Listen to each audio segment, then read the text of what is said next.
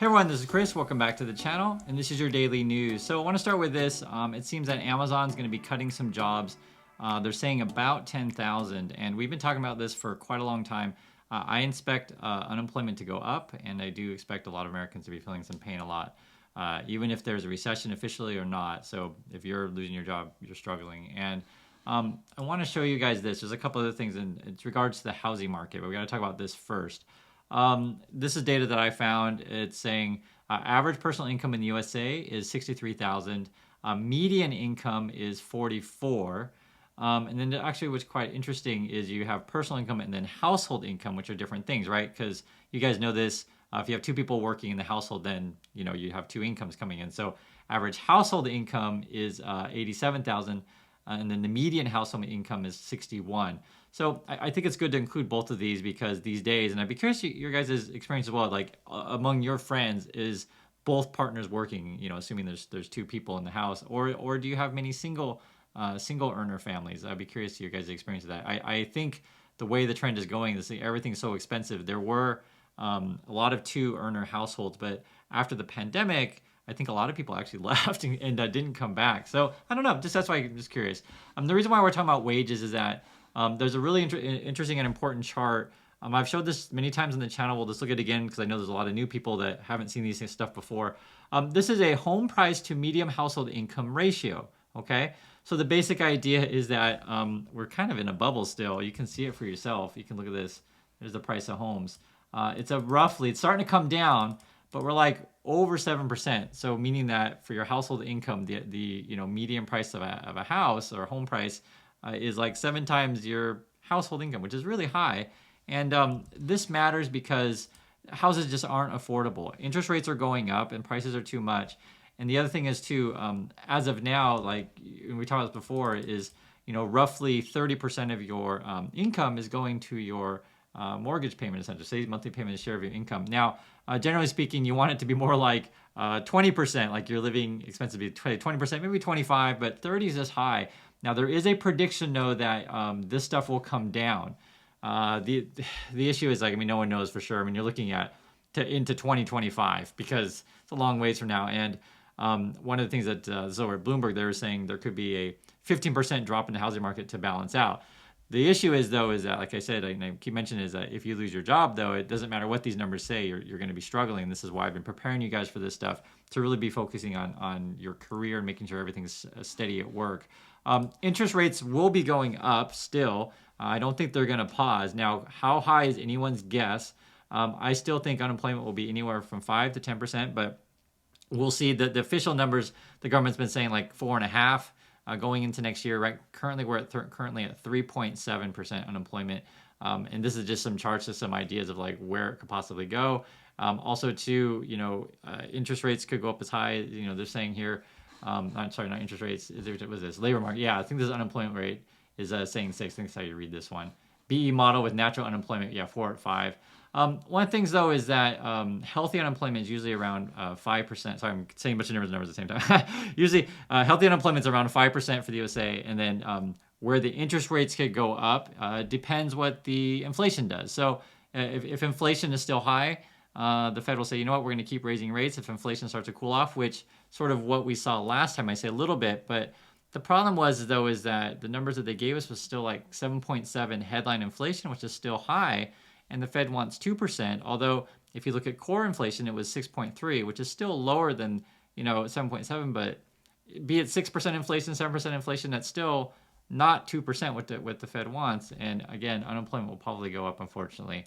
Also, too, there are different projections on what the global economy is going on. So no one's necessarily predicting crash yet, but one thing to understand is that regardless of any of this stuff happening in the future, and I just keep mentioning over and over again, I know I repeat myself, but focus on your career because the markets are going to be unreliable, in my opinion. A lot of people who are new to this stuff will be like, oh, markets only go up, 1,000,000% each year. It's not going to be like that. We gave a bunch of stimulus check, money. We're printing lots of money. So yes, money went up at one point, but we're just not doing that anymore. We're now into quantitative tightening. You can find my videos on that if you're interested in this kind of stuff, but it's something to be aware of. Also, too, this is interesting, is we're talking about what could be possible things that could help us out. And this is regards to China. And the reason why I mention that is that Biden was actually meeting President Xi, and this relates to the world economy. So look at these numbers, and we'll just read this stuff together. So this is about China market. Cheap money, supercharged demand from China, and low friction geopolitics. So meaning like, China was buying a bunch of iPhones, right? Lots of supercharged stuff. And there was no problem with our politics, right? And money was everywhere. Cheap money, right? Free money. Meaning you could buy your iPhone 0%, this kind of stuff, right? Ingredients of the secret sauce that delivered decades of mostly steady growth and stable prices have all gone, leaving inflation at multi-decade highs and financial market losses that run into the trillions. And we're talking about China here. And the reason why I mention this is because sometimes, and this just happens, and you guys really get it, but I want you guys to get out of that mindset. So many channels out there all only emphasize what's happening in the USA. And I want to understand that we're part of a global system, right? If no one is buying iPhones in China, people at Apple aren't working. And if people at Apple aren't working and making, designing phones or whatever so much, then people at Amazon aren't delivering said phones, right? We're all connected. So I want you guys just to be clear on these things. That's why we look at all this stuff. But here's some of the stuff that you might be looking for if you want more positives. It says, there are positive surprises that could, that's a key, could stop the rot next year. The Fed might still pull off the fabled soft landing with labor market proving resilient. I don't know. I don't think so. And then what they're referring to is Fed has to decide how much to raise interest rates to slow the economy enough to control inflation, but not slow it too much where it causes way too much unemployment and longer recession. That's what they're trying to figure out. Warm weather could spare Europe a recession. And actually, I'm not sure about that, guys. For those of you in Europe, for watching this channel, please let me know, how's the weather? I'm just very serious. How's the weather? Does it seem like it's going to be a cold winter? And if so, unfortunately, probably, your gas prices will go up quite a bit. So that's certainly something to think about. And also, too, China may opt for an early exit from lockdown. So we're still dealing with that, right? If Chinese people can't, leave their homes, they can't go shopping, they can't go to work, everything slows down, etc. So some of these possibilities came into view last week when markets relied on lower than expected U.S. inflation and indications of a Chinese pivot away from COVID-0. So this is kind of the stuff that we look at, and this is why I read this stuff for you together. I want you guys to understand all these things we're talking about to understand the markets. The bond yields here, the 2-year 4.39, the 12-month 4.457. Oh, the 10-year dipped. Wow. The 10-year 3.88. Interesting. Okay. However, if the 2-year is above the 10-year, that usually signals for recession, but I think we all know it's coming. But I didn't realize the 10-year was at below the 4%. The thing is that it is hard to be bullish on stocks when you can get 2-year, guaranteed 4.39. And essentially what you do, you just stack it, every few months you put some in that. But this is one thing that you want to be thinking about. Just have some cash, have some bonds. And if you want to be in stocks, you can do that as well. But just don't throw your eggs all in one basket is my opinion. And yes, it is certainly true. If you bought a couple days ago, got in, you had a great run in the NASDAQ, went up like 7%. That was basically gambling on CPI data. And then you sold and you would have been great. So it is tough to read these markets right now because it is so swingy. Overall, though, if you check the S&P P ratio, sort of like compared to our historical average, you can see this would suggest that we're really high. This is on November 11th. This is suggesting we're 43% above the trend line. And this is essentially the basic idea is that markets tend to trade, at least in our market, tend to trade at around a certain level. And the basic idea is that how much our price of stocks compared to how much companies, how much money they make, how much money they earn. Also, too, another way to think about stocks is, and this is just to give you a sense of generally where we are in the markets, is that you look at the total value of the market in relationship to our GDP, and this would suggest that we're 29% overvalued. So, the current of this stuff is we're high, and the reason to be positive, for example, would be if you believe growth is going to be spectacular next year or the year after, that's what people would be betting on, and then these numbers would all fall. And because you got the idea of that when you buy a stock at a fair value, is you get a company and their future cash value, right? How much money they're going to make at a reasonable price. That's essentially what we're talking about here. It's like the best way to think about it is if you put money into a house, how much do you think you can rent it out for, right? And is it worth that money? And so this is some of the stuff that we track. Also, too, Biden and Xi had a meeting, and I guess we're not going to war yet, is what they say. I don't like President Xi, don't like President Biden, to full disclosure. But it is what it is. These are our leaders that we got, and I just hope that we don't go to war, is all I have to say. But I think we're good, at least from the language that they say. This is what they say. This is from Biden. I'm not suggesting that this is kumbaya. everybody's sorry, I'm not going to suggest that this is kumbaya. Everyone's going away with everything in agreement. Biden told reporters at the meeting. I absolutely believe there need not be a Cold War. So I guess he's saying no Cold War, so that's good. And then we'll talk about Taiwan here. This is from Biden again. I do not think there's any imminent attempt on the part of China to invade Taiwan. So that's good news. And then also he said, I absolutely believe there would not be need for Cold War.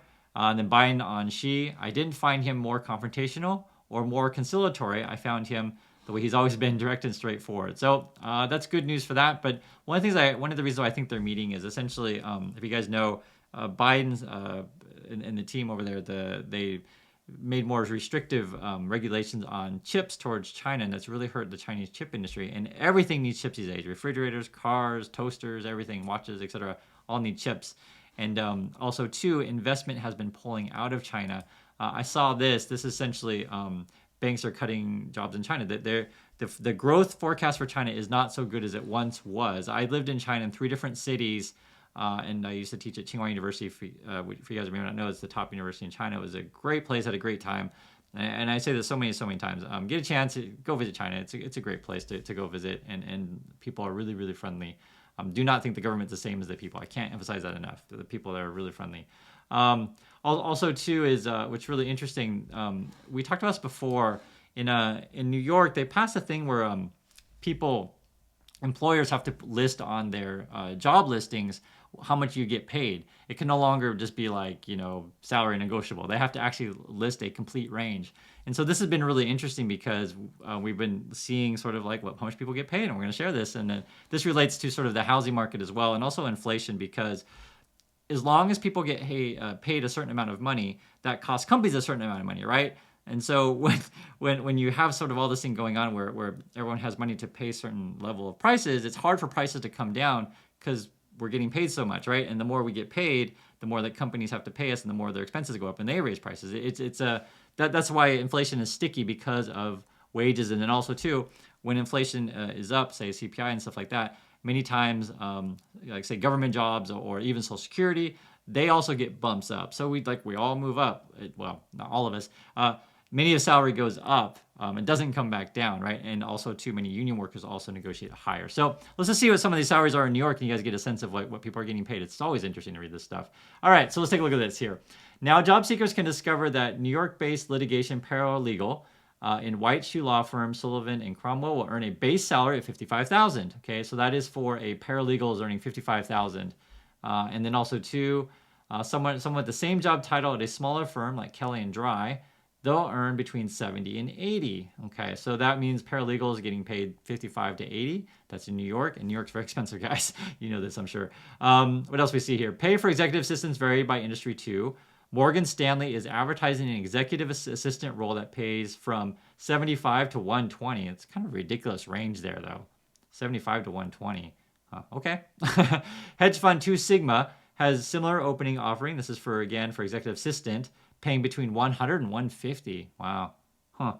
Executive assistants get quite a bit, actually. It's interesting. In New York City, at least what they say. Queens College, part of City University of New York, is looking for a confidential executive assistant, a role that pays around $70,000 to $79,000. Warner Brothers Discovery lists a role for talent executive assistant in a range between $60,000 and $111,000. These ranges are ridiculous. Like at Warner Brothers, like we'll pay you between $60,000 and $111,000. It's like such a wide range. It's pretty ridiculous, actually. So the salaries are all over the map. This is in New York. I'd love to hear you guys' thoughts on like sort of where the city that you live in, if you think these are competitive, not competitive.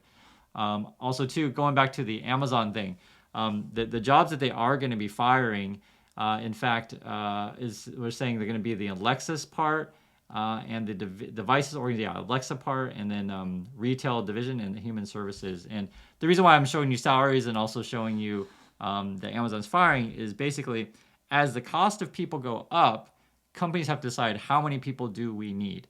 And so this will sort of cause people to fire.